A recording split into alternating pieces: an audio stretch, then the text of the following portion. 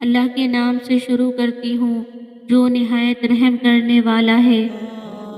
اللہ نے تمہیں پریشان دیکھا ہے، اللہ نے تمہیں خاموشی سے بکھرتے دیکھا ہے، تمہارے آنسو تمہارے درد کو جانتا ہے وہ، تمہاری روح کو کمزور پڑتے دیکھا ہے، تمہارے دل کو ٹوٹتے ہوئے دیکھا ہے، تمہاری ذہن کے نسوں کو پھٹتے دیکھا ہے۔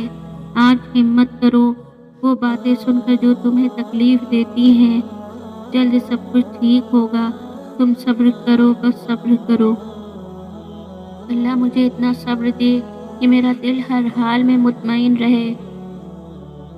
اللہ مجھے اتنا مضبوط بنائے کہ مجھے کوئی نہ توڑ سکے۔ اللہ مجھے اتنا قریب کر دے کہ کسی اور کی مجھے ضرورت ہی نہ پڑے۔ اللہ مجھے اتنی محبت دے کہ کسی اور کی محبت کے لیے نہ ترسوں۔ اللہ مجھے دنیا کی اتنی سمجھ عطا کر دے کہ میں اس کے ہر فیصلے پر راضی ہو جاؤں۔ اللہ مجھے اتنا نوازے کہ میں کسی کی محتاج نہ رہوں۔ اللہ مجھے اپنی یاد پہ اتنا مشغول کر دے کہ مجھے کسی کی یاد نہ ستائے۔ اللہ مجھے اپنا اتنا قریب کر دے کہ مجھے دنیا کی چاہ ہی نہ رہے۔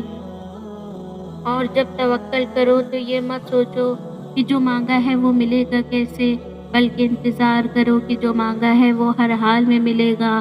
کب اور کیسے، اس بات کا فیصلہ وسیلہ بنانے والے پر چھوڑ دو۔ اگر تمہیں معلوم ہو جائے کہ تمہاری ہر تکلیف کے بعد تمہارے لیے کتنی آسانیاں لکھ دی جاتی ہیں تو تم کبھی بھی اپنے حال پر نہیں روگے، اور بہت جلد اللہ تمہیں اتنا نوازے گا کہ تم خوش ہو جاؤ گے۔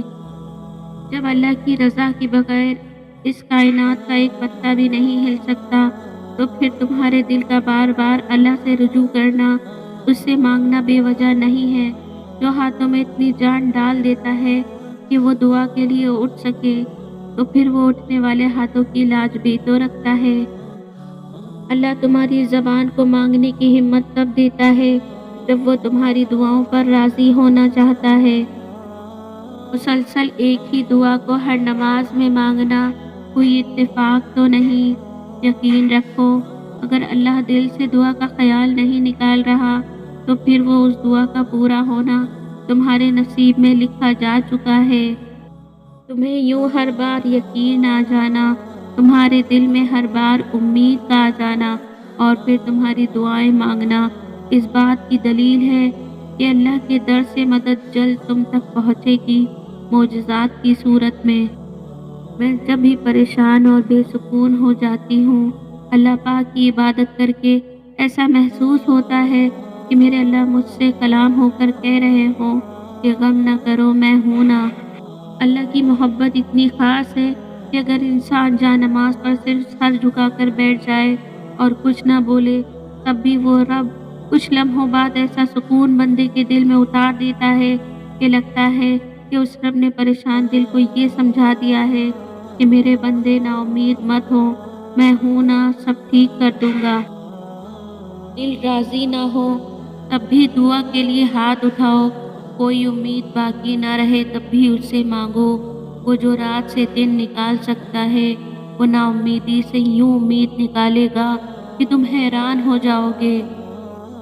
وہ ہر مشکل کو آسان کر دیتا ہے، تم مانگو تو صحیح، وہ حیران کر دیتا ہے۔ وہ آزماتا بھی ہے، وہ نوازتا بھی ہے، اس کا ہر انداز بہت خوبصورت ہے، کیونکہ وہ رحمان بھی ہے اور وہ رحیم بھی ہے۔